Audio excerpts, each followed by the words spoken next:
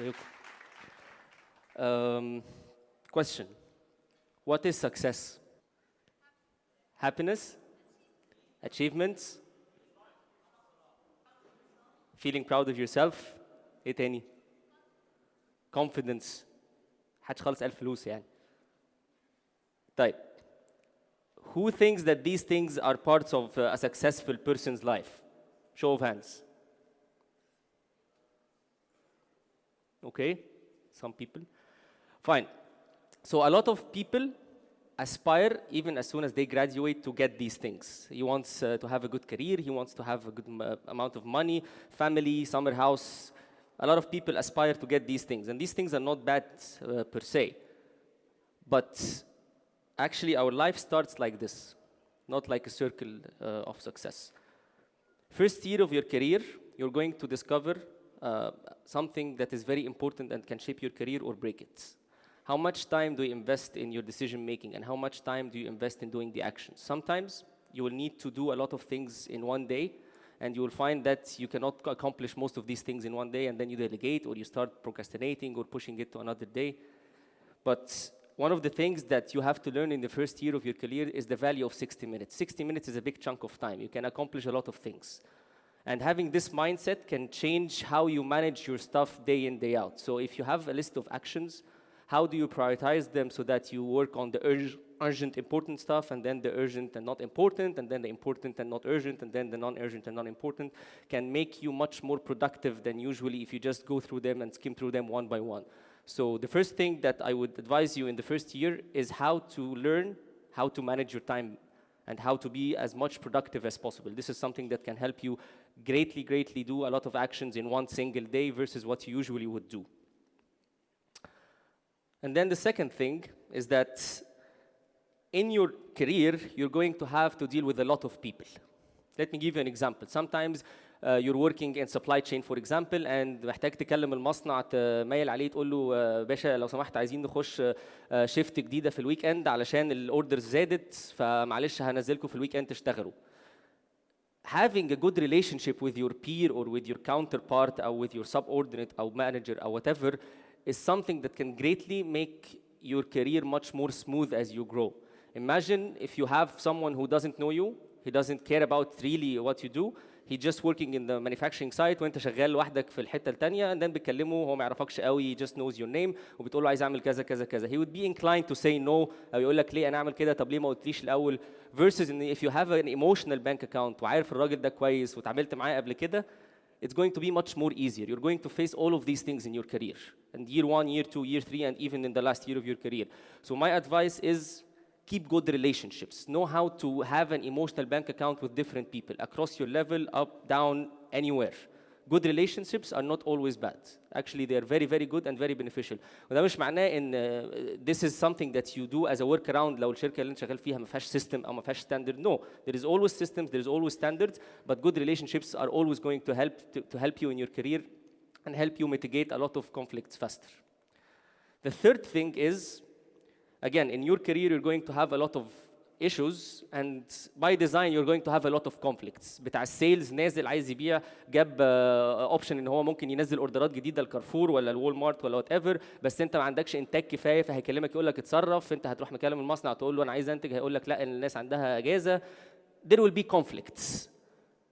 Managing these sort of conflicts, again based on the last point, ان انت يبقى عندك good relations can help again your career big time. Knowing what to say, when to say it, how to talk with different people, how to talk and put yourself in the other person's shoes is something that you have to learn in your career because it's going to make you much more يزود الثروبوت بتاعك في الشغل. بدل ما انت بتضيع نص اليوم في خناقه علشان المصنع يعمل تشينج اوفر, ولا علشان السيلز تيم يعمل كذا, ولا علشان البرودكت تيم يسرع الديفلوبمنت, ولا البروجكت مانجر يبطل زن, بدل ما انت بتضيع نص اليوم in خناقات and calls, having a good entity in the company where you are in to manage this organizational conflict can make a lot of time saving in your career. So mastering and orchestrating conflict is something that is very beneficial, and you cannot do this before the point, that number 2, that you master it again.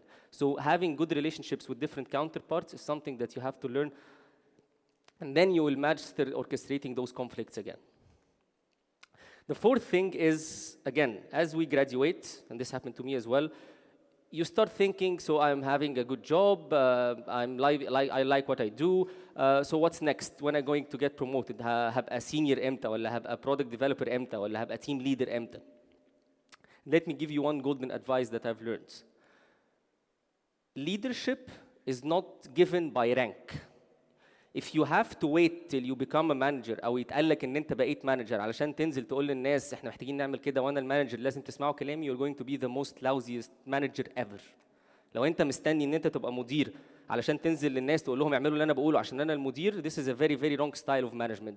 Management and leadership comes because people look up to you, because people see the passion in your eyes, because people see that you are doing something that they want to accomplish themselves. You need to envision the team, you need to empower the team, you need to link them to the bigger picture and think from a strategic standpoint.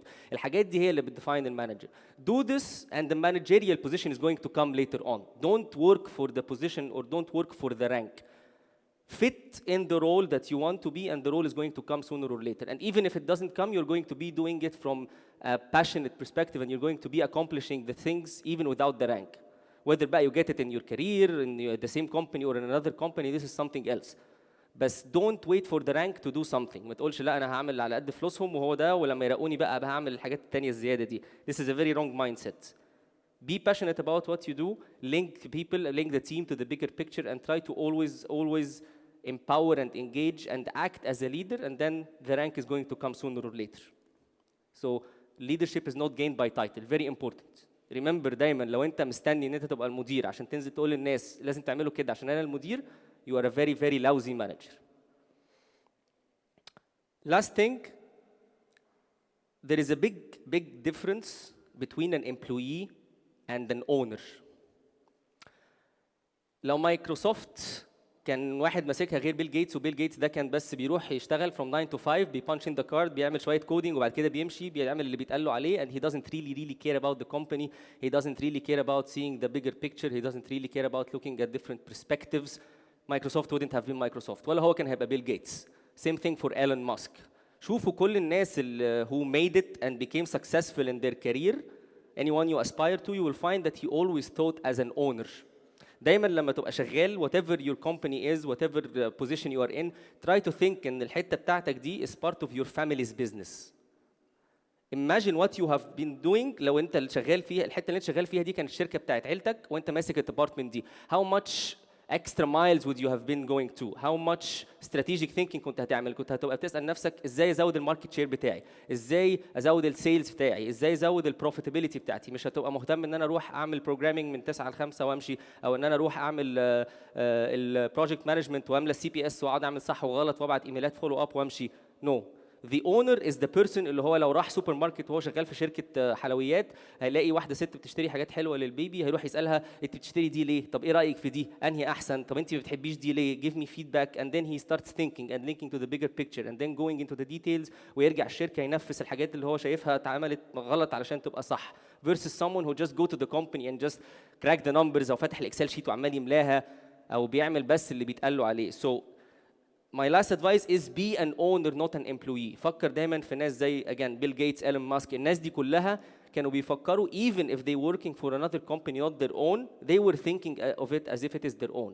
This is very important. دايما حاول تفكر في البوزيشن بتاعك كأن دي شركتك مش شركة أنت شغال فيها.